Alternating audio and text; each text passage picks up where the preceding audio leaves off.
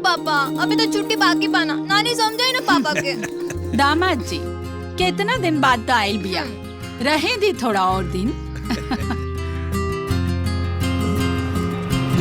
मार भांजी पे भोलेनाथ के आशीर्वाद बा, तबे तो ये इतना जिद्दी बिया। जी फूफा जी। Hai patnal, itlah tu itte balo, मिठाना थई बैठी। अच्छा पापा, बताई ना, अब की बार जन्मदिन पर का गिफ्ट दे? बेटा, अब की बार जन्मदिन पर तरह के हम बहुत बड़ा गिफ्ट देब। किन बताई जन्मदिन पर ही।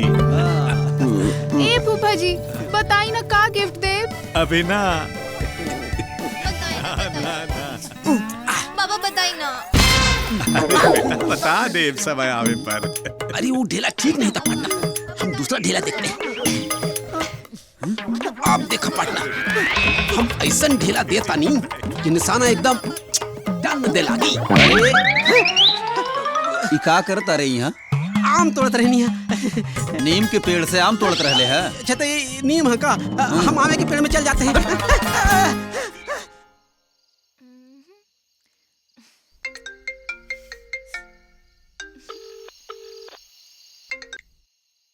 हेलो हेलो, इतना रात के काहे फोन कइला हो?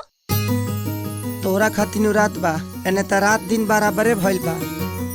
तो एनो हाल कुछ बहुत अच्छा नहीं खे, हमरो मिले के बहुत मन करता। सच त खिड़किया खोला ना। अच्छा।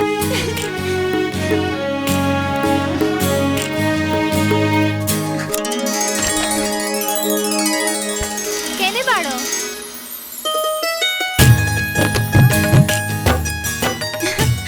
अच्छा, तो वो भगजोनी तू बनल बाड़ा?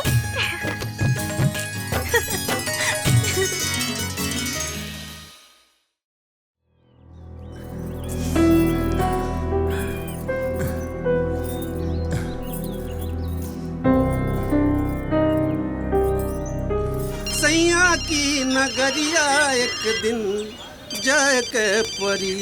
अरे राजू। हाँ पार्टनर। सनीचर पूजा के भगा लिया इस बार। हाँ? का बात करता रहे?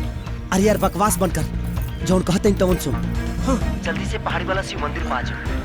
अच्छा ठीक बा, चल फोन रखा, हम आवत नहीं।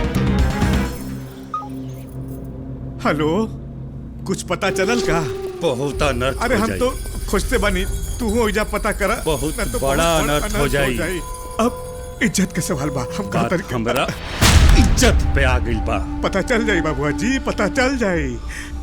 बच्ची भी है, करो के बात बहकावा में आ गई रोई, रहुआ चिंता न करी बाबूआ जी। वो जवन भी होके, वो कमीना के तो पता नहीं है तू कौनो आग में हाथ डल ले बा।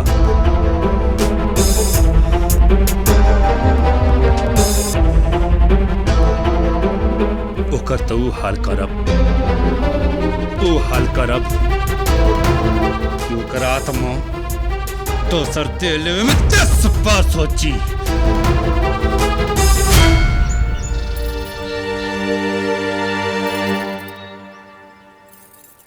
आइला बहुती, आइला पातनल।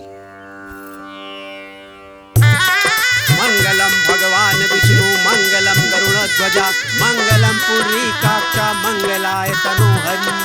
ओम मंगलम भगवान विष्णु मंगलाय तनोहरि।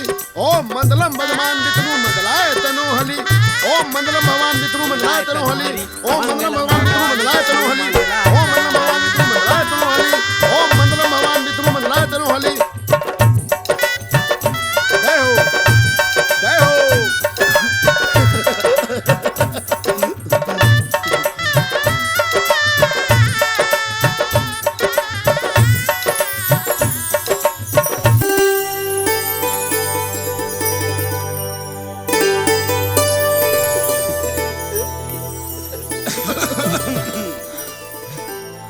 यार पार्टनर, शादी तो तू कह लेला, लेकिन अब भौजी के रकबा कहाँ? यार शादी के बाद लगी कहाँ रहली सी? ततुलाल में। और ही कहाँ?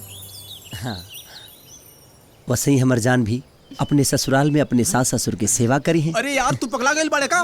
माने ई तोरा घरे में रही है? सुन ने